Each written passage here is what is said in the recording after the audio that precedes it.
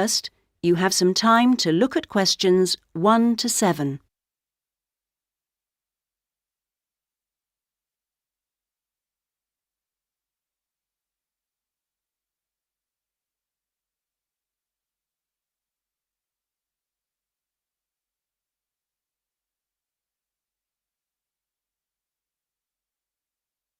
You should answer the questions as you listen, because you will not hear the recording a second time.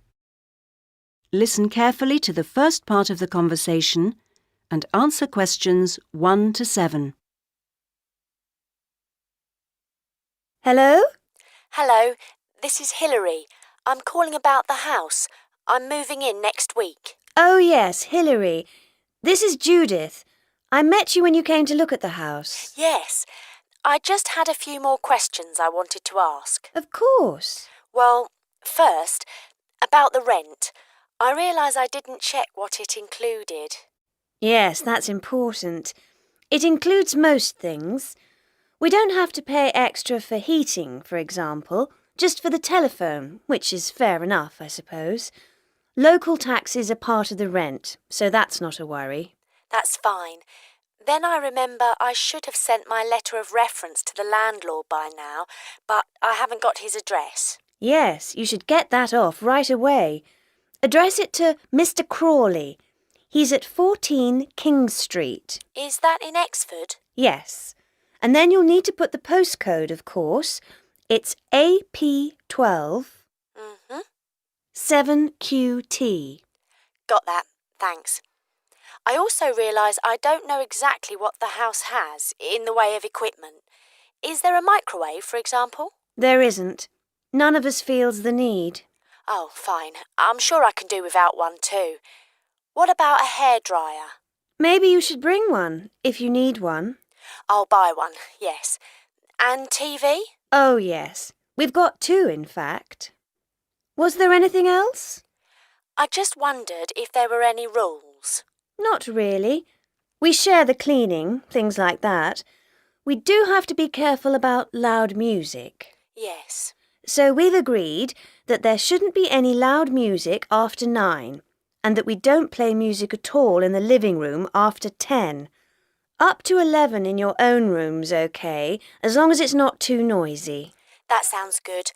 And is there somewhere safe I can keep my bike? That's difficult. To be honest, lots do get stolen round here.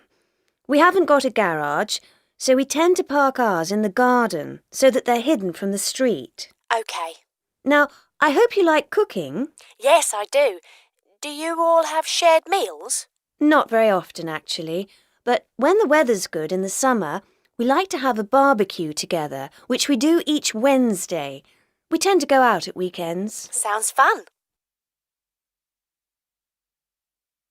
Before you hear the rest of the conversation, you have some time to look at questions 8 to 10.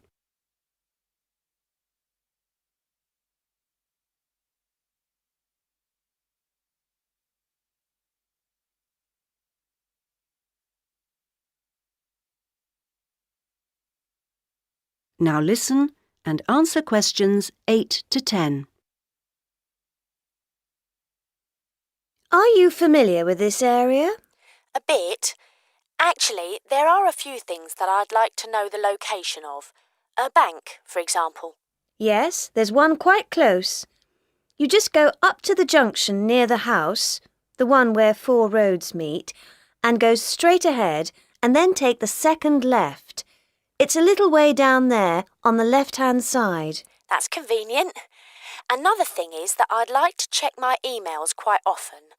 I was wondering how far away an internet cafe was. Well, there are a couple actually, but one's much cheaper than the other. The one I use is very handy.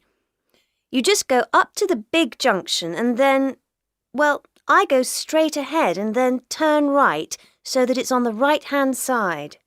Fine. And one last thing. Uh-huh. I need to go to the post office quite often. I'm hoping there's one quite close to the house. You're in luck. You'd walk up to the big junction and then, if you want a nice route, take the street that's slightly to the right. Then you'd want the second left and you'd find it on the right side of the street. Well, it all sounds great. So, we'll see you in a couple of days' time? Yes.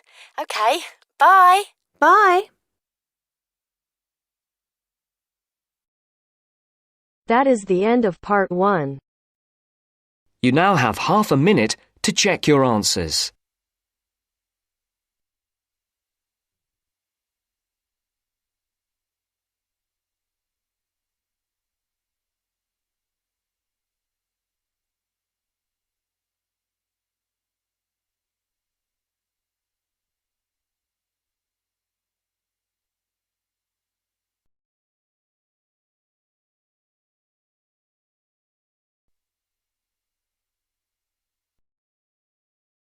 Now turns to part 2. Part 2. You will hear a lecture on bird migration.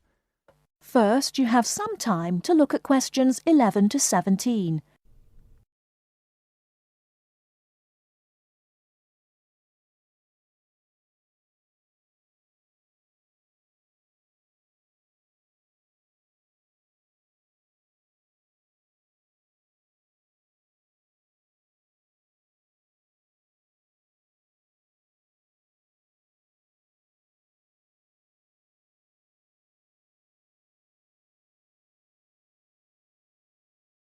Now, listen carefully and answer questions 11 to 17. My lecture this evening will focus on the migration of birds. That is, how birds fly in big groups from different parts of the world at certain times of the year. In the first part of the lecture, I'll talk about the reasons why birds migrate, when they migrate, and which parts of the world they migrate from and to. To start with, why do birds migrate? Well, there are two main reasons. 1, they migrate to look for food, and 2, they travel to parts of the world that are more suitable for breeding. In fact, these reasons are closely linked. As you can imagine, when birds are breeding, they need extra food to feed their young. And in the spring, in the cooler climates of Europe, there is a lot of food for birds, especially insects. So, generally, during the spring, birds fly up from the tropics, which are hot, to cooler climates in the north. They stay there for a few months to bring up their young. And then, when the weather in the north gets cold in the winter, they fly back to warmer climates in the south. Now I'd like to talk a bit about how global warming has affected bird migration. One of the effects of global warming has been to make the spring come earlier in the northern regions of the world. When spring comes early, the plants and insects that birds need to bring up their young are also available earlier. Research has shown that quite a lot of birds have started to migrate earlier because of higher temperatures. But unfortunately for some species, this hasn't been early enough. What I'm saying is that birds that are travelling a long way for breeding may arrive too late to find enough food to feed their young, and their population drops drastically. Scientists are currently researching more about this. Before you hear the rest of the talk, you have some time to look at questions 18 to 20.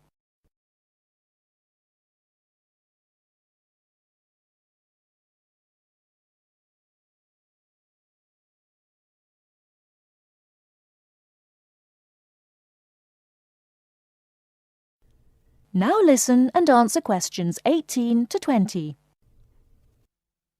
Now, I thought I'd finish by just briefly describing a few different patterns of migration. Migration varies with the type of bird and the area they come from.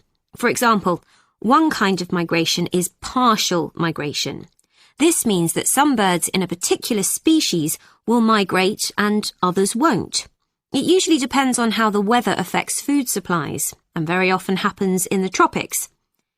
In another migratory pattern, a bird called an Arctic tern migrates the whole length of the globe, from the North Pole to the south. The Arctic tern travels between 12 and 15,000 kilometres each way when it migrates in a complete circle around the world. It's quite amazing. Right, and lastly, I'd like to mention a pattern which isn't nearly as spectacular, but is very interesting. and this is the way many birds migrate across North America. In this pattern, the birds fly northwards in the west of the country and then back south again in the east. So, if you imagine it, they're actually migrating in a circular pattern, like the hands of a clock, not in a straight line, as we might think. That is the end of part 2. You now have half a minute to check your answers.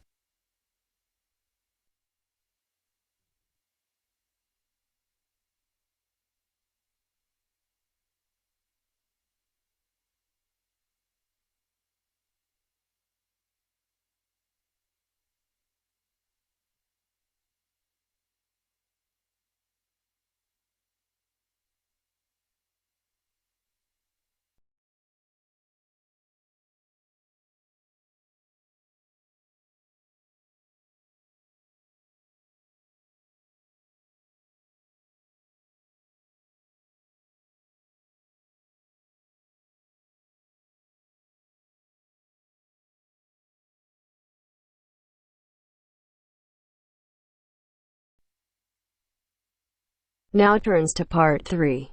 Part 3. You will now listen to a talk on bicycles. First, you have some time to look at questions 21 to 25.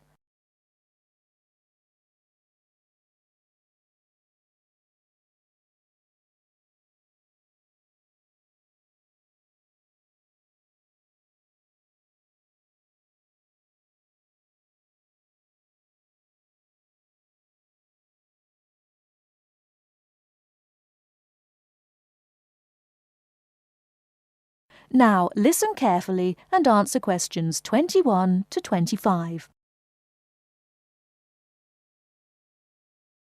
Today, we're going to talk about the latest bikes for professionals and novices.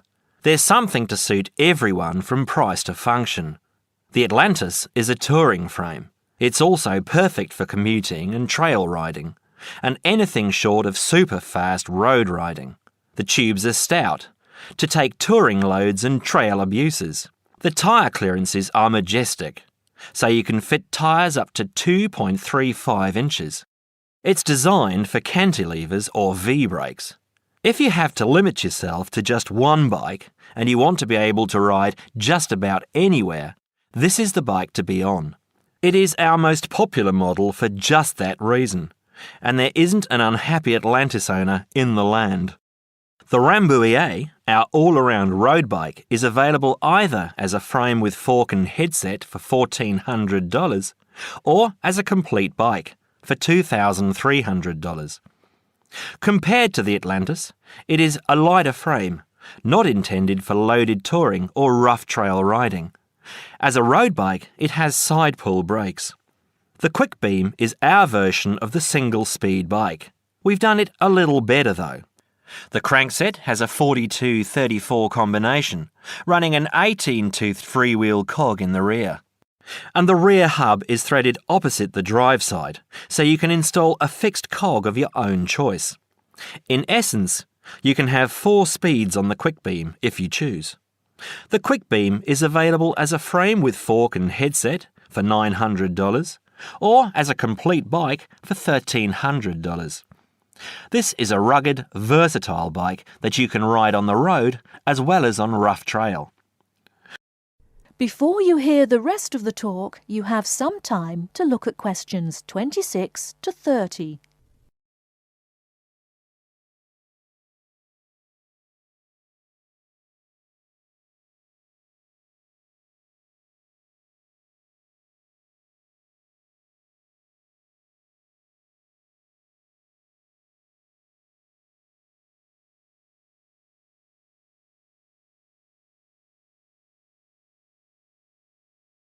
Now listen and answer questions 26 to 30.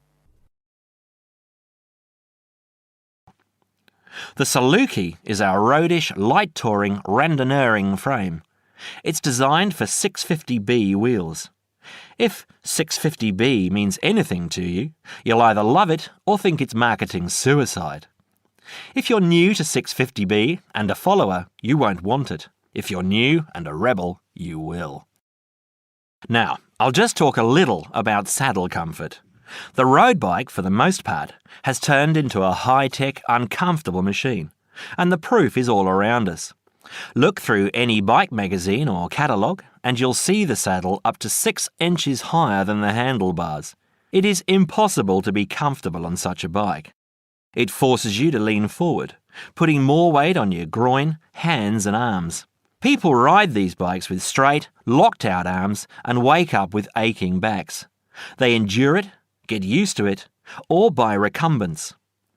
When we custom design a bike for you, you'll be able to get a comfortable position. Your back will be between 45 and 50 degrees, and there will be a noticeable bend in the arms. And most importantly, your arms won't be supporting your body weight. You won't have to look up to look ahead, because you won't be hunched over and low. That means our bikes are more accessible for riding on the flats, or even for short climbs. We consider this when we design and build your custom frame. That is the end of part 3. You now have half a minute to check your answers.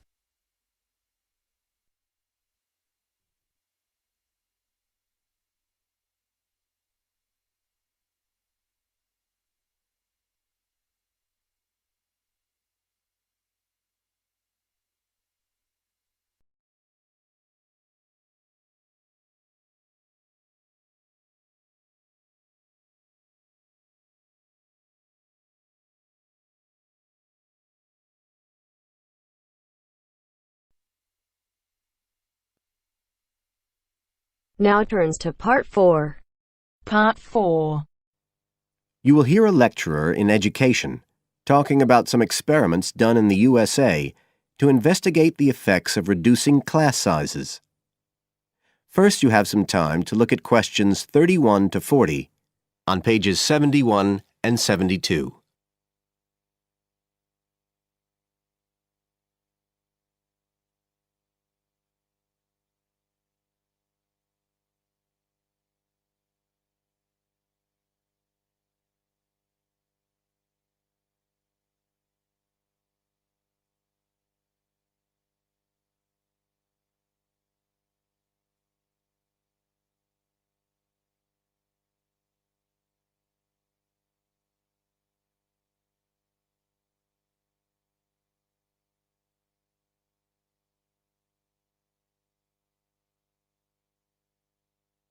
Now listen carefully and answer questions 31 to 40.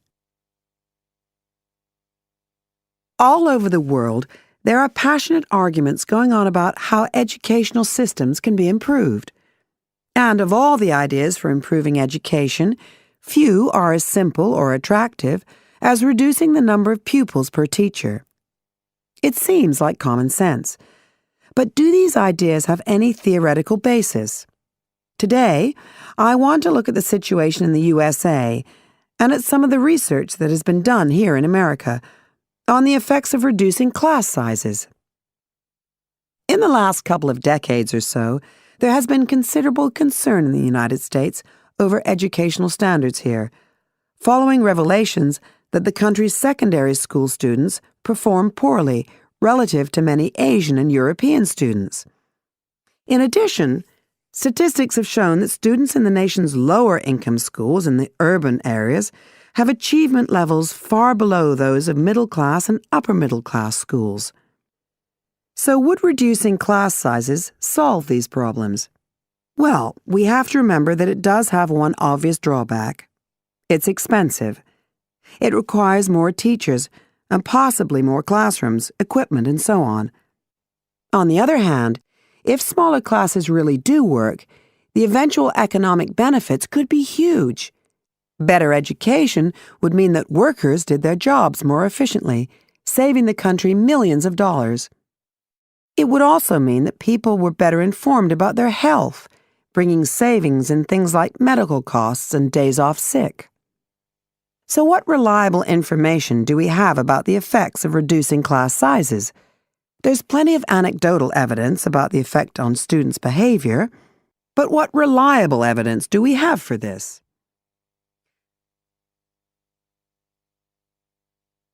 Let's have a look at 3 research projects that have been carried out in the USA in the last couple of decades or so. The first study I'm going to look at took place in the state of Tennessee in the late 1980s. It involved some 70 schools. In its first year, about 6,400 students were involved, and by the end of the study, 4 years later, the total number involved had grown to 12,000. What happened was that students entering kindergarten were randomly assigned to either small classes of 13 to 17 students or regular-sized classes of 22 to 26. The students remained in whatever category they had been assigned to through the 3rd grade, and then, after that, they joined a regular classroom. After the study ended in 1989, researchers conducted dozens of analyses of the data. Researchers agree that there was significant benefit for students in attending smaller classes, and it also appears that the beneficial effect was stronger for minority students. However, there's no agreement on the implications of this. We still don't know the answer to questions like how long students have to be in smaller classes to get a benefit, and how big that benefit is, for example. The second project was much larger and took place in California. Like the Tennessee study, it focused on students from kindergarten through to grade 3, but in this case, all schools throughout the state were involved. The experiment is still continuing, but results have been very inconclusive, with very little improvement noted. And the project has, in fact, also had several negative aspects. It meant an increased demand for teachers in almost all California districts. So the better-paying districts got a lot of the best teachers, including a fair number that moved over from the poorer districts. And there were a lot of other problems with the project.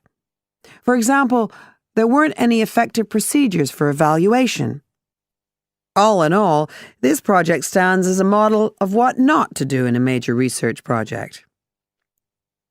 A third initiative took place in the state of Wisconsin at around the same time as the California project began, and it's interesting to compare the two.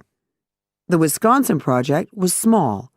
Class sizes were reduced in just 14 schools, but it was noteworthy because it targeted schools at which a significant proportion of the students were from poor families, compared with California's one-size-fits-all approach. Analysts have found that the results are very similar to the Tennessee project, with students making gains that are statistically significant, and that are considerably larger than those calculated for the California initiative.